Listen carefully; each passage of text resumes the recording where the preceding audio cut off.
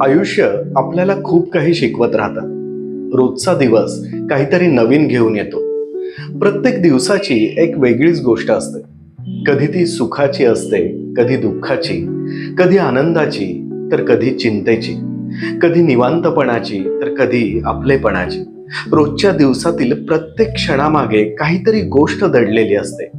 ती ओळखता आली पाहिजे, वाचता आली पाहिजे. प्रत्येक क्षणातील एखादी गोष्ट अनुभवता आली पाहिजे. त्या अनुभवांमधूनच आपण समृद्ध होत जातो. म्हणजे मग रोज घरात घडणारी एखादी गोष्ट असू शकते कदाचित, ज्यामध्ये खूप काही दडलेलं आहे. रस्त्यातून चालताना सहज दिसणारी एखादी गोष्ट सुद्धा विशेष असू शकते.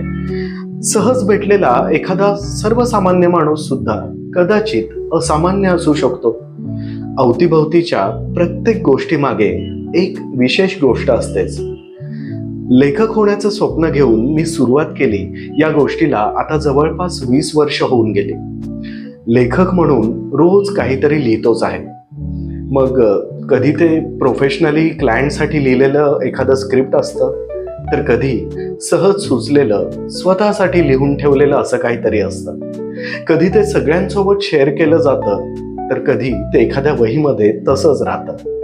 कधी ते लोकप्रिय होऊन जातं, तर कधी एखाद्या वहीच्या मागच्या पानावर वर्षानुवर्ष तसंच अर्धवट राहून जातं. पण या 2 दशकांमध्ये अनेक बदल बघितले. अवतीभवतीच्या प्रत्येक गोष्टीमध्ये खूप बदल झाले. माणसं बदलली, परिस्थिती बदलली, टेक्नॉलॉजी सुद्धा बदलत गेली.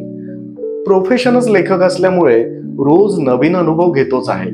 वेगवेगळ्या क्षेत्रातल्या असंख्य लोकांना रोज भेटतोय. अजूनही रोज नवनवीन लोकांच्या भेटी होतात. कामाच्या निमित्ताने प्रवास देखील खूप झाला. वेगवेगळ्या प्रदेशातील अनेक प्रकारच्या संस्कृती, अनुभव खूप काही मिळालं.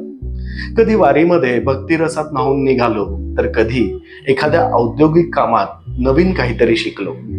कधी शेतकऱ्यांना भेटलो, तर कधी एखाद्या मोठ्या उद्योगपतीसोबत मुलाखत झाली. जे जे मिळतील ते प्रत्येक अनुभव घ्यायचे असं ठरवलं आणि कळत नकळत आयुष्य ते देत राहिलं. आयुष्य प्रत्येकालाच असे अनुभव देत असतं. प्रत्येक क्षणाला काहीतरी शिकवत असतं. कधी पुढे जाण्यासाठी मार्ग दाखवतं, तर कधी थोडंसं थांबायला सांगतं. ते आपल्याला वेळीच कळलं पाहिजे. मग आयुष्य म्हणजे रोज नवा अनुभव आणि रोज नव्याने जगणं होऊन जातं.